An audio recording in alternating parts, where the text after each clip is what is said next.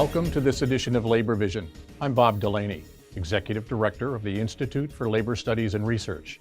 Labor Vision, a production of the Institute, focuses on topics of importance to working Rhode Islanders. We hope you enjoy this edition.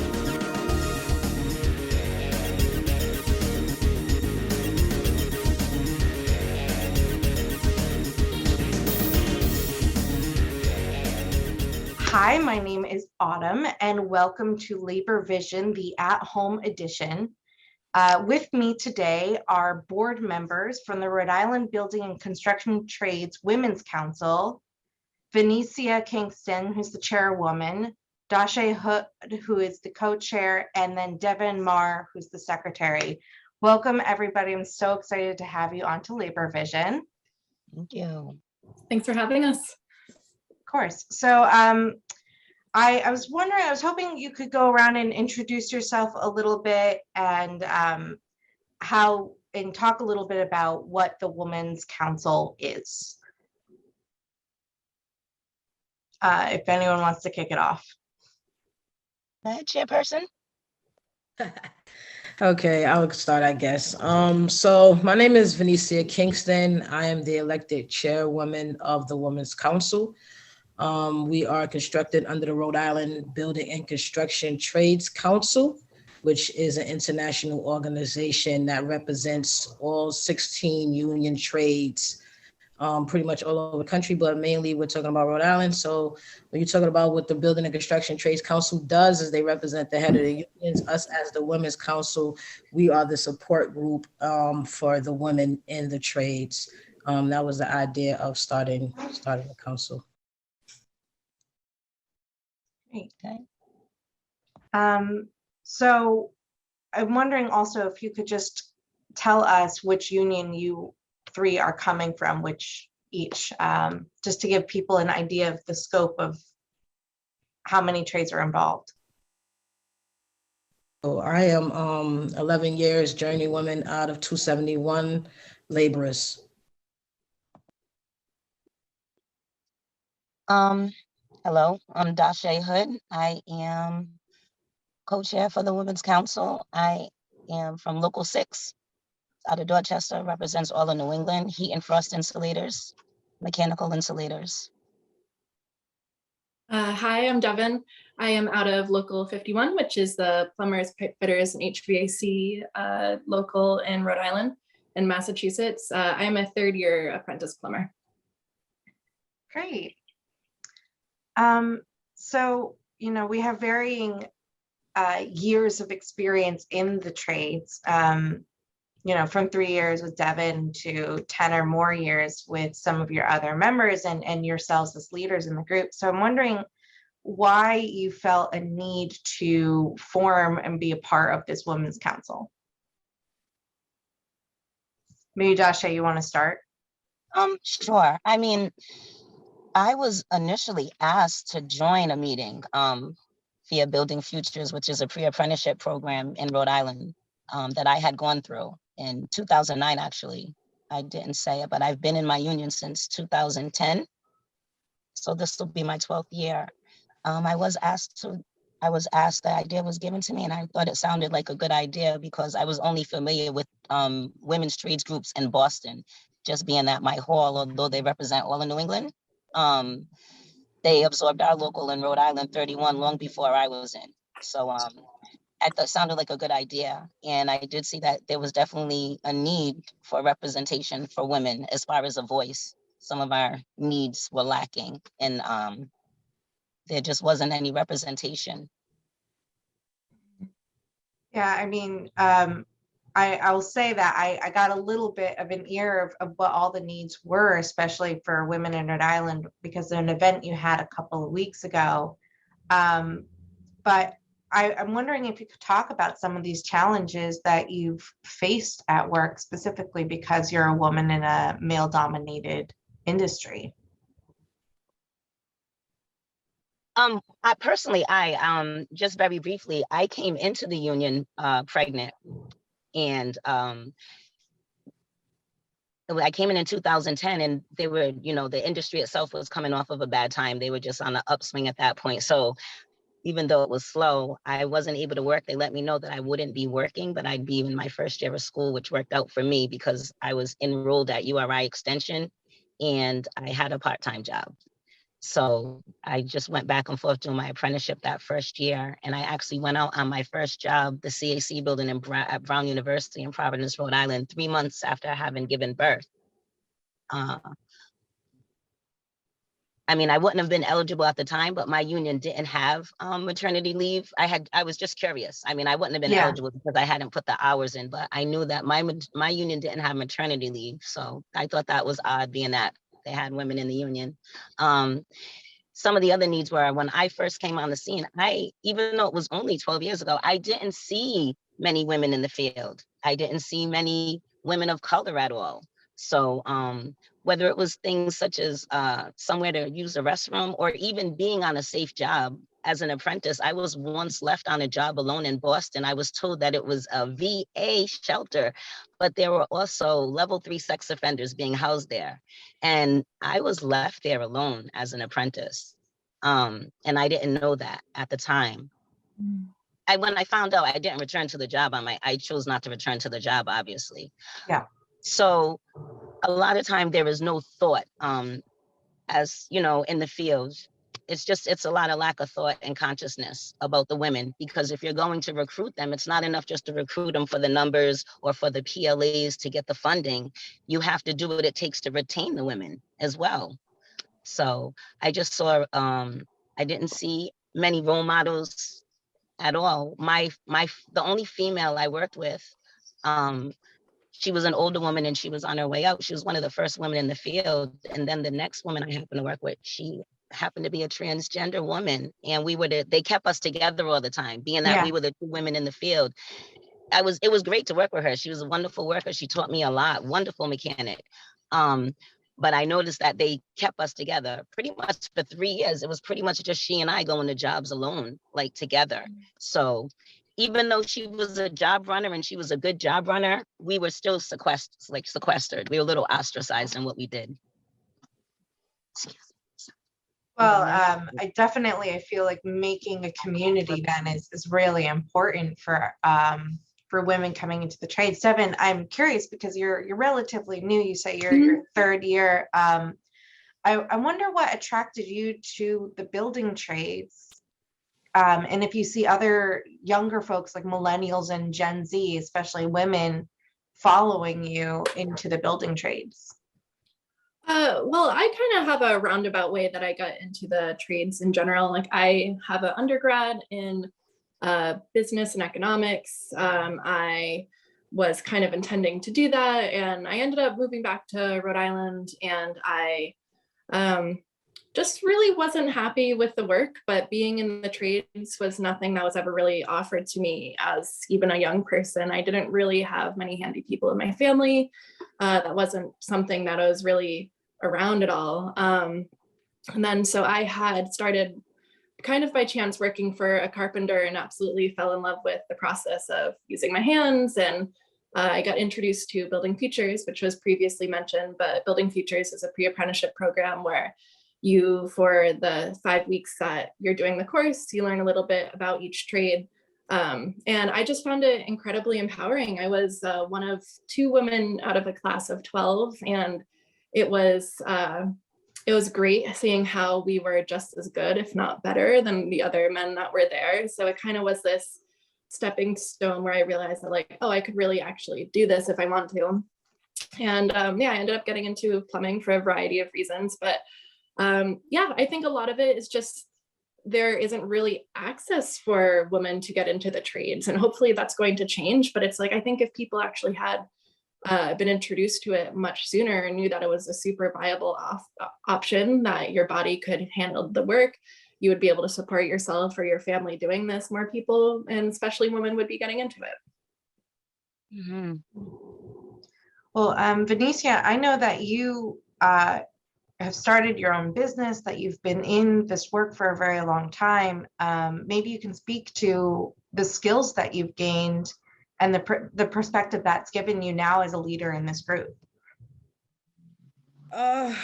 Transitioning from being out in the field to coming behind the desk. It was something that I consciously did to be at a greater advantage.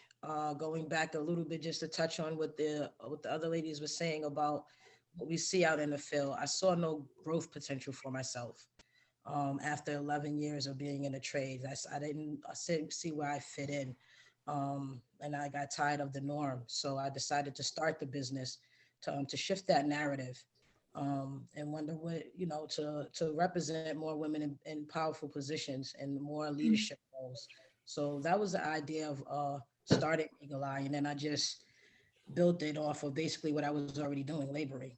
But with that, I've always been an analyzer. I've always been the type to just sit back and learn. I've always been a student. I like to learn.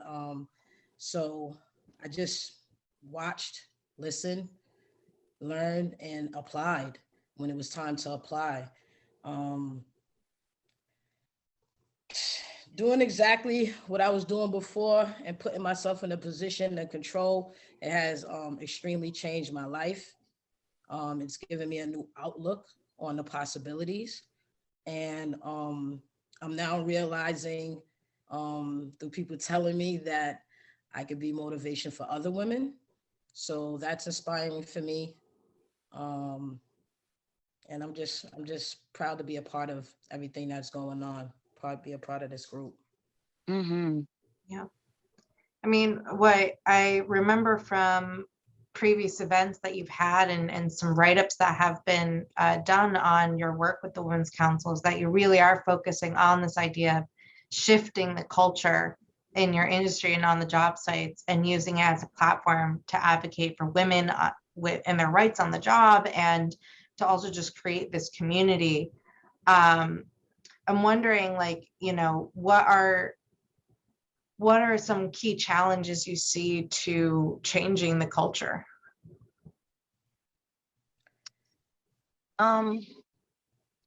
Because it is a culture. I mean, that is the challenge. Right.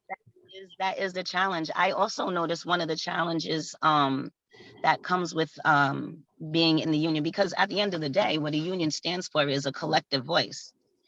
So being that it's a collective voice, and we use the term brotherhood and sisterhood, we haven't had that voice. And as even though we're supposed to be a group and a collective group, whether it's one woman or 10 women, it's the noise. We need to make noise. Our voices need to be heard, and we need to step up and speak up. And what happens is a lot of things that go on in the field don't translate to what's happening in the office with administration. So there's a lack of communication between administration, like the office, and like the shops, for example, in the field. But it is something that I feel the union halls are aware of. So it is going to be a struggle, but as long as you keep making it known, if I'm here and I'm able to do the job, and I say this a lot because when I came in, I honestly didn't think being a woman would be too much more of a challenge in this industry than anywhere else, because I made it. I'm capable. I passed the test. I'm here. I'm doing the job. The hardest part was honestly waking up in the morning. So if I'm here able to do the job, and I say it all the time, just by virtue of being a mom and a woman, I handle my finances. I have to be a chef. I'm creative. Like there are so many hats you wear, as a mom, that I'm pretty much able to do anything. So if I'm physically able and I'm doing the job and I'm overcoming all the challenges, because it is challenging, male or female, your apprenticeship, that's where you find out if you're built for this. And I do tell women that it's not for everybody, male or female, it is not for everybody. So if you're able to overcome these challenges and you're able to get up and do your job well every day, because it is a trade. It is a trade. We have a craft, my trade, it is a craft. You have to have work that you're proud of and that you're able to do. And being that I am able to do so, I like to put all of myself into everything that I do. When it comes time for someone to run the job, why not reach out to the person who is not only capable, but the person who is actually able to communicate well with the other foreman or with the super? Why not have that person, who is also more attentive to detail than others may be? whether it's aesthetically on the job or with the paperwork that you have to fill out when you're doing work. There are so many aspects of the job where women are well suited. You know, construction isn't just physical. So running Absolutely. jobs, things such as running jobs, there should definitely be more women in those positions. Yeah, I mean, I think we talk about this more abstractly. Like when we argue for diversity in any setting and in any industry, it's because a diversity of perspective can only help. Women typically are more likely to collaborate, are more likely to notice those missing little pieces of detail, as you were saying, Darche. And I think that, you know, coming from these just different perspectives of need, you talk about being a new mom on the job and realizing that your union at the time didn't have maternity leave.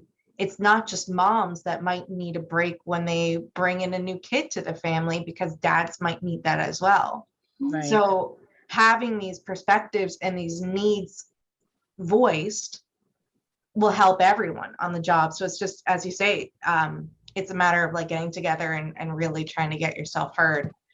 You know, I think I was looking at, like, I don't have a trades background, so I was doing a lot of like Googling and research, trying to figure out what, you know, the experience was and what are some of the arguments that are coming from folks, advocates in the building trades to bring more women on the job. And I think one of the biggest things that sticks out to me is that the pay gap for women in the trades is so much smaller than in any other industry.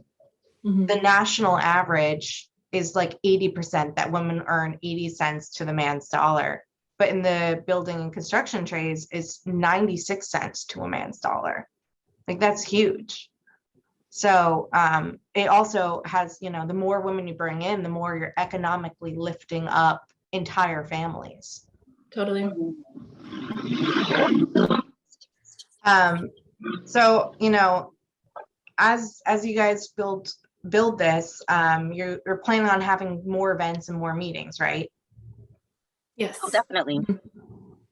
Absolutely. The council will meet once a month, but as like the board, I should say, will meet once a month, but the council, like the women, will meet quarterly. So we did have the sip and chat in March, which was very successful. Why don't you two speak on that? I was very happy and proud to see so many different women. We had tradeswomen, we had administration, we had council women.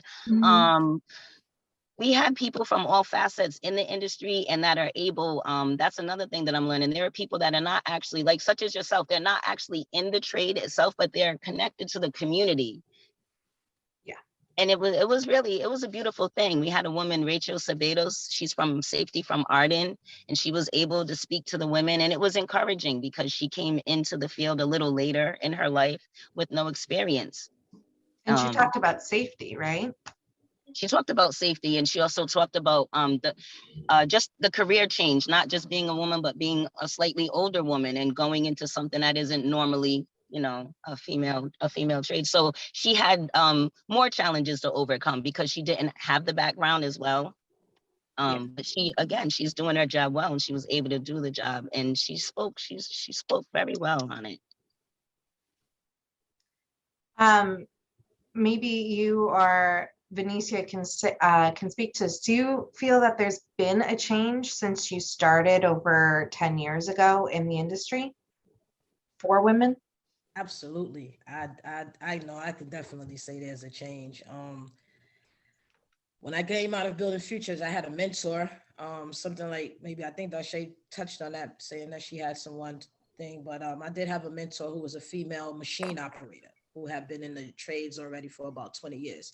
So that was my help with getting through those tough days. But as an apprentice walking onto the Pawtucket Bridge for the first time and not knowing anything, it was a culture shock.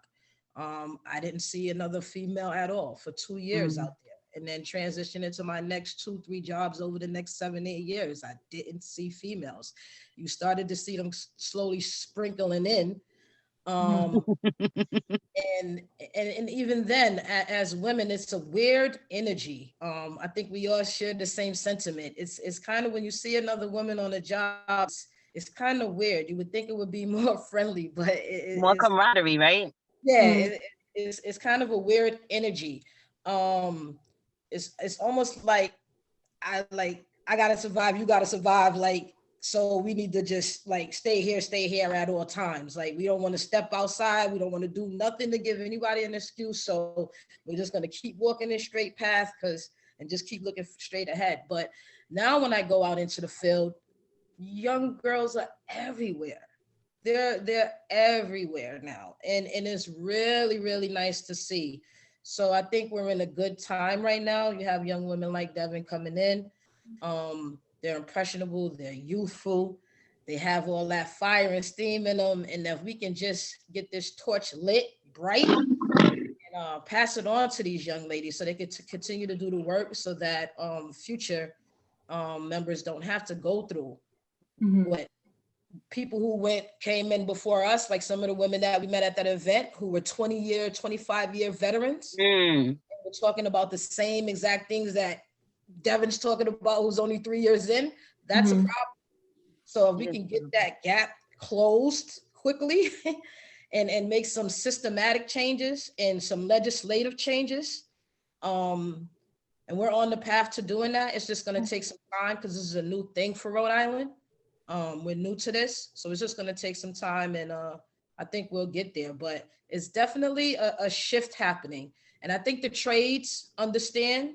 The building trades understand that they have to open this window and they have to open this door. So now they're more willing to work and figure out what our needs are so they can retain us.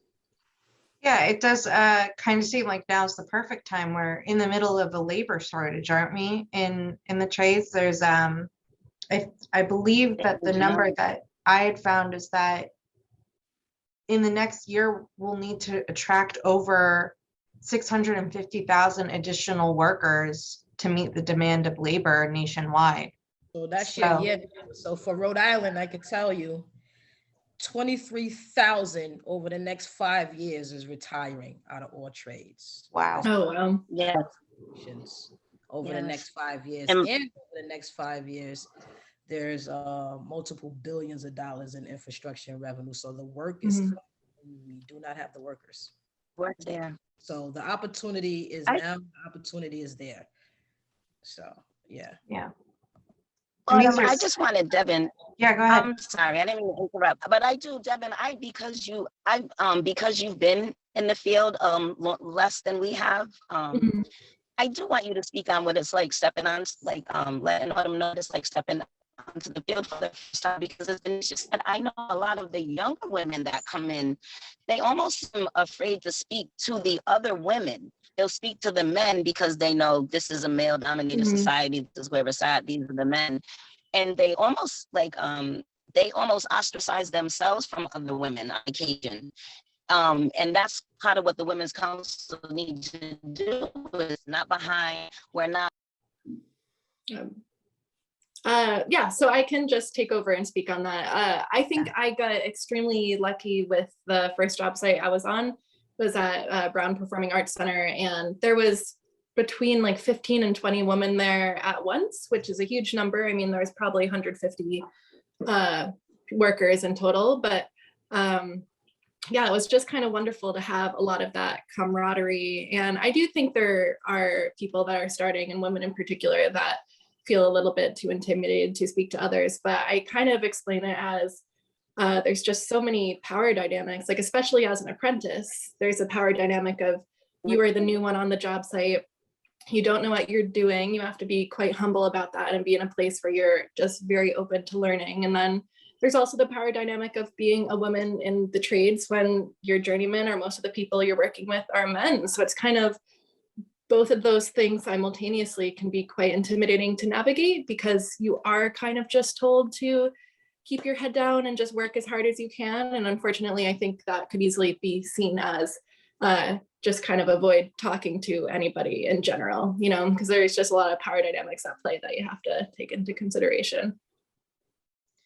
So do you see the Women's Council being a space where we can start to dissolve some of these power dynamics, at least maybe not between what it is to be an apprentice and then to be fully qualified, but at least between women and men, and the younger women being able to form these relationships with more seasoned women on in the Oh, field. definitely. And I mean, I think even when I started, it was intimidating meeting V and Darche because they just have so much more experience compared to me. And I mean, I would go to these meetings and I hadn't even stepped on a job site yet. So it's kind of, there's this like, I want to contribute, but don't really have the knowledge how to, and I'm going to kind of instead take a back seat. So it's kind of, the space is hopefully going to encourage everybody of no matter whether they're retired or fresh on the job to feel like they are equally worth each other and they can participate however they want to.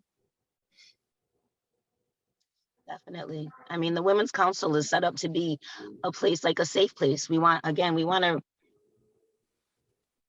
you can't have the women if you don't do what it takes to retain them. So the Women's Council is a place to let them know, women know, keep your head up, speak to one another, that we're here for each other, support each other. Speaking doesn't mean chit-chatting on the job. It means acknowledging one another. So when I say speak, I mean acknowledge one another, whether it's a head nod, a hello, good morning, or a happy Friday. Let it be known. Don't be afraid to point out your work. I had to start taking pictures of my work and send them to the shop. You have to do what you would have to do. I mean, I used to work, a regular 9 to 5 in that industry. And just like you would have your portfolio or have your resume, your work ethic, that is your resume. And so you can't be afraid to show that, in order to make those, because it's not like any other industry. It's not like you come in and you get a raise when you ask for it. There are set raises. I found that you can demand your worth outside of the scale of your union. You can demand your worth. And you may not get those, it's not like any other industry where you just get a raise here and there, or you get a promotion here and there. These are things that you have to demand. And as a woman, it can seem like you're being confrontational. So these are things that you learn along the way, that I'm learning along the way, how to deal with. And it's not going to be easy, and it is a challenge.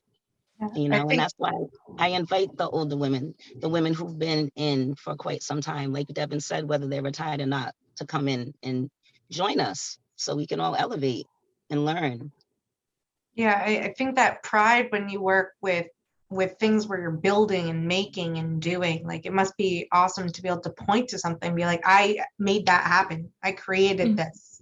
You can physically see what I just did. And so having a space to transfer that pride and to help people feel like empowered in what they're doing is invaluable. So I'm really excited for the work that's coming out with you all. I will include as many resources as I can in the show notes, a link to Building Futures, because all 3 of you have come out of this program, and some other things. But I'm wondering if there's anything that you want to plug or some last minute comments you want to make, anything upcoming, any call to actions. So, just to sum it all up, again, the Women's Council is about a safe space, support for tradeswomen and women who are interested in all, but let's just say non-male gendered. Yeah. Now, we've been working on this over the past several years, building, and Devyn, she has been there. 3 years, no 3 years, it doesn't matter. Devyn has been involved, and she's been, we started out with a group of women and they trailed off. And I know this is something that they still believe in, but sometimes, scheduling in life doesn't allow for you to do things that you may want to do. So I would love to see people come back and join us. But Devyn's been there from the beginning. Venicia's been there from the beginning. And I don't want to just reiterate everything that V said, but it's a place to express any needs, because we are making the connections to help people do the things they want to do. It's a place for learning. Like Vennicia says, she started her own business. So these are places so that you can network with other people in the community, so that you can build and grow within the industry and within yourself. Our next meeting will be in June, correct? For everyone, open meeting will be in June, and we'll be discussing childcare, I believe, right? Yes. So listen, if you want to get involved, riwomencaucus riwomencaucus@gmail.com. You can always email that email, and we'll get back to you with keep you posted on what's going on, whatever capacity. We do have subcommittees. If you are interested in a specific topic and you'd like to steer a committee focused on that topic, you can also join the board and be a part of a subcommittee. But board meetings are monthly. Regular meetings are quarterly, which are open meetings to all supporters and people who just want to be an ally of women in the trades and for trades members. And like you said, the next one is June, I believe, Gay Pride. We are trying to do something, have a table downtown Providence.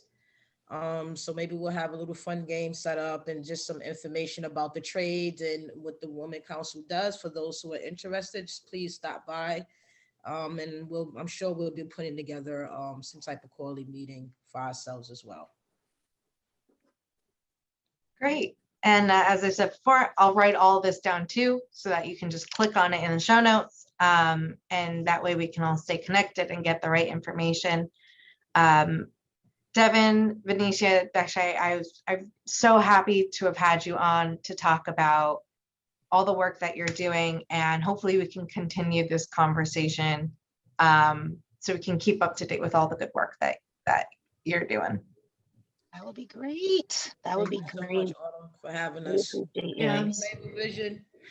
Thank you. Yeah, we appreciate you. Yeah. So as always, this is Labor Vision. Like and subscribe to our YouTube channel. You can find us at laborvisionri.org. You can find us on Facebook, Instagram, and Twitter. All the necessary links and profiles will be below. And thank you. Thank you. Bye. Thank you. Thank you for joining us for this edition of Labor Vision. We appreciate your input and encourage your comments. Labor Vision can be seen on this channel 3 times each week: Tuesday at 7 p.m., Thursday at 8 p.m., and Saturday at 5 p.m.